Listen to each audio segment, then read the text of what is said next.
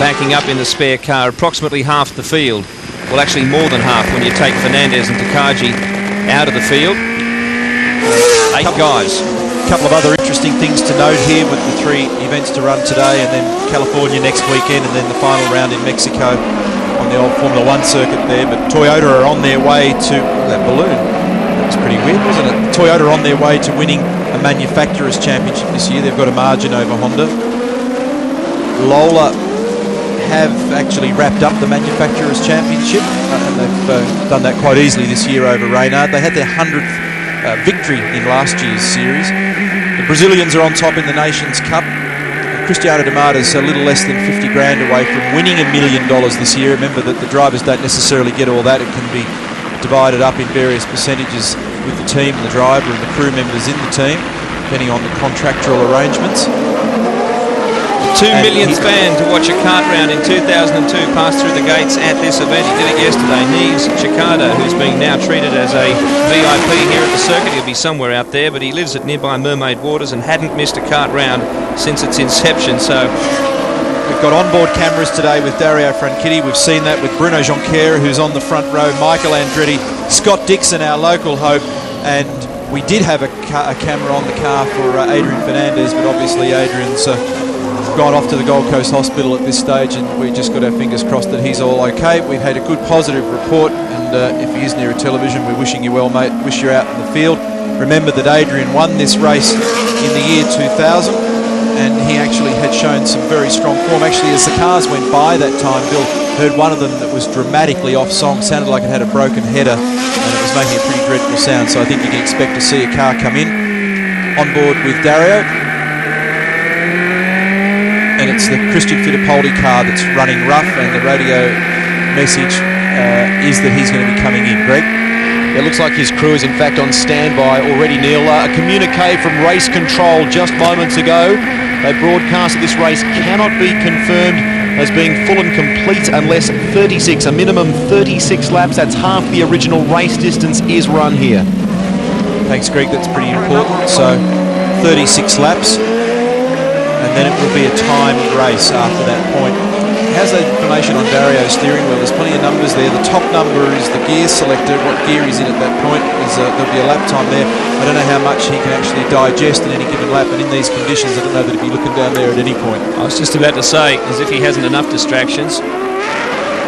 Vassar, Jourdain, Fittipaldi, Tagliani with the maple leaf, the red maple leaf on the front of his car. The blue maple leaf belongs to Patrick Carpentier. The players' cars will be side by side, and they'll have a third car next year. The word is that Paul Tracy will be going to that team. Paul can't talk about it at the moment. He'd like to. He said that his current contract with Team Green simply forbids it. But typical of Paul, he said, I don't know why, they won't let me talk about it, but there it is. Rival tobacco, that's why. So there are the 2 players' Forsyth cars there. That'll be an all-Canadian team, incidentally, so there'll be heaps of support for them when they go to Toronto and Vancouver and Montreal. Franchitti going through there, Oriol Servia, as we go to a ground level shot. Right behind them, Jimmy Vassar. What must he be thinking? That was absolutely terrifying, his part in that crash. Jourdain Jr. behind Vassar.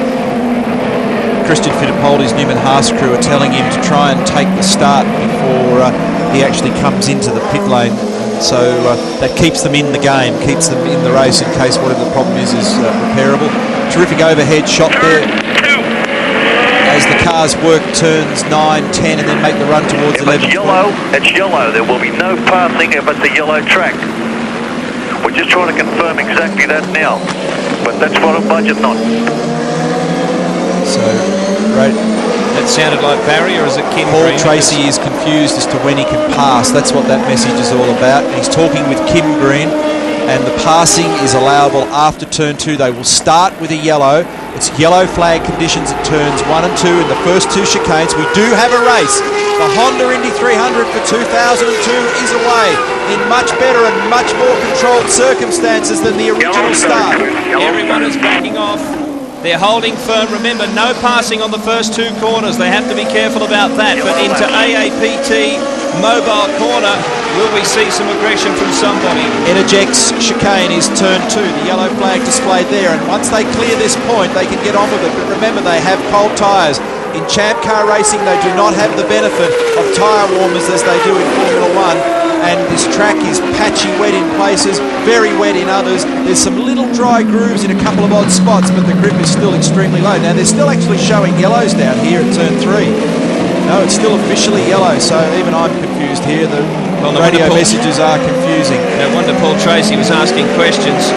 So the drivers will have to obey this yellow flags. No signs of yellow up here, though. Well, not as we see Scott Dixon putting some power down. The track is still yellow, so it's the entire track that's yellow. They're displaying yellows everywhere, so... Greg, word to some of the kart officials down here, guys. It will remain yellow all the way around the course until such time as the officials in race control deem it safe enough to go green. So we will have to wait. At this stage, no passing anywhere around the circuit. Okay, well that makes a little bit of sense now, and that's what I was talking about earlier, Greg. I couldn't understand why that decision wasn't announced clearly earlier to everybody.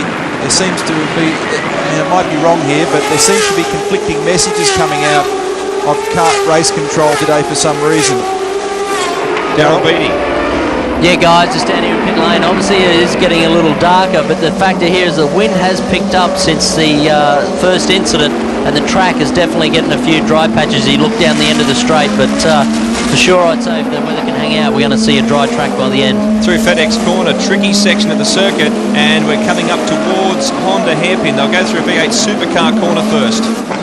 And Fittipaldi has been instructed to pit this lap by the crew at Newman Haas. So full course yellow conditions still. So okay, you are still yellow, full course yellow. There will be another lap. There's 3 laps under yellow. This is the end of your first one. okay, Well, now it's 3 laps under yellow, just confirming that message from Paul Tracy's pit. Cristiano D'Amata still Green is next time by. leading. Negative. You will have 3 yellow laps. Next time by second yellow. Well, that may lessen the impact of Christian Fittipaldi having to pit. yes, but going to the tail of the field. Fittipaldi having to pit. Yes, but going to the tail of the field's not good at any point in time, Mark. Yeah, just down in here in Christian Fittipaldi's pit, they're waiting for the car to come in. Apparently it's an electrical drama. Don't forget, Christian had to change into his spare car. They've had electrical problems in this car. The plan is to change the spark plugs, and hopefully that'll cure it. But they're very disappointed down here, obviously, to have such a problem so early. If they have to change plugs in that thing, Mark, they'll be there forever. It's quite a job on those cars. Not a simple thing of just pull the engine cowl off and dive in there. There's plenty of plumbing in and around one of these champ car engines, particularly around the plenum and up around the top of the thing. And that'll actually delay that process pretty significantly. So that, I would effectively say, puts Christian out of business today. Second lap of 3 that will be under yellow. Dario Franchitti. We're riding with him now. Let's have a listen. It's your call. If you think you can hold on, people. Now what's happening is you'll start to hear some radio. You'll start to hear some radio chat about the track condition and what they want to do, the drivers want to do in terms of tyres. And I think what I picked up at the end there, the your call stuff that'll be the driver's call as to what he wants to do, whether he wants to get off wet weather tyres and get onto slick tyres. But it's still early days. That's not going to happen for a while. When you look at this track surface at the moment, you'd be a brave guy to go out there on slicks right at this point. Will you be brave not to predict rain as well? Mark Osler. Yeah, just an update on that situation with Christian. The crew have been asking him, do you want to come in? It's your call. If you think you can hold guys off with this problem, it's up to you. And Christian said, no, leave me out here. I want to race. So they put all the gear away. Well, there's a good reason for that. He only has 3 more races in a champ car before he goes to NASCAR. And I wonder whether or not it's an intermittent problem that he has, Mark. Still seeing a full course yellow here, folks. So it's a race, but not a race at the moment.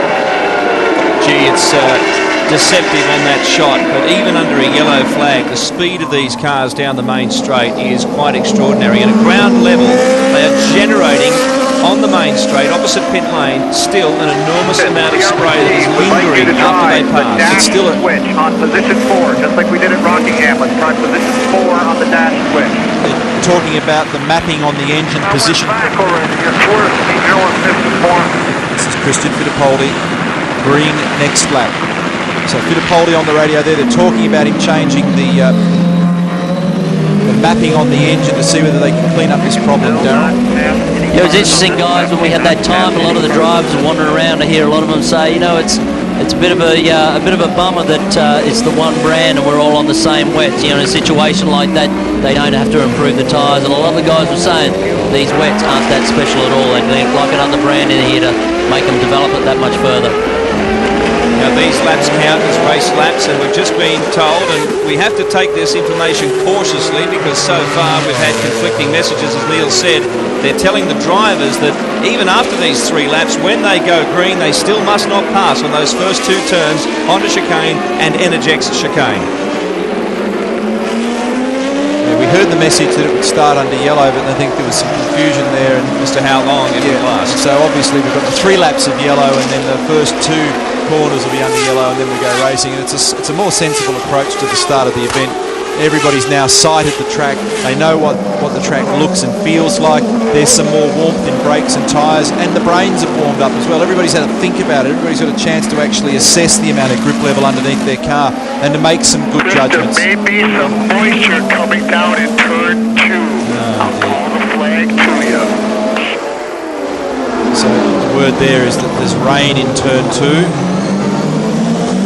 This is very difficult. Cristiano D'Amato now getting ready to go green. This will be a start under 3 laps of yellow, and now finally we are racing here. Green means go. Don't forget the first 2 turns, they must not pass. Let's see what happens. But into turn 3 they may start to attack. Single file through Honda chicane and into Energex chicane, which is very, very shortly after. Now we're in there already. Cristiano D'Amato through from Junqueira. Canard's right up behind them. Brack's there as well. Tracy, Dixon, that's the order.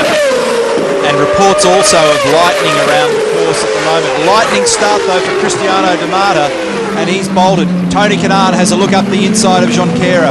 Brack, Tracy, then Scott Dixon is the next man in the queue. They all just creep gently around. Oh, and Tony has to concede because Kenny Brack has gone up the inside at turn 4 for Barticard. His exit is now slow, so Tracy will come at him as they make the run down towards turn 5. Brack in the target car on the inside, Canard up on the outside. A braking duel. Now Canard looks for road on the inside. Very slippery here. They have to be careful not to plunge in too deep and make a mistake.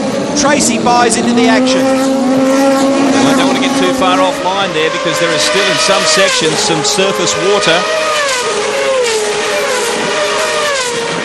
How do you temper the aggression? You want to pass people. Do you go in a little bit quicker? That extra half metre might be the difference between making the corner or not.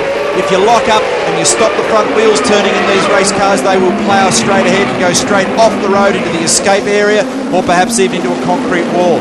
Early in the race, what they need to do is just have a look, probe around, have a think about it, size up the other guy if they've got some more pace on him, then make the moves. And that's exactly what Kenny Brack did before, and his car obviously well matched to these conditions at the moment. The order as we go on board with Dario Franchitti.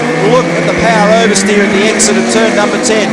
This is the last little right-hander 11, left-hander 12, the last corner before making the run back on to the straight.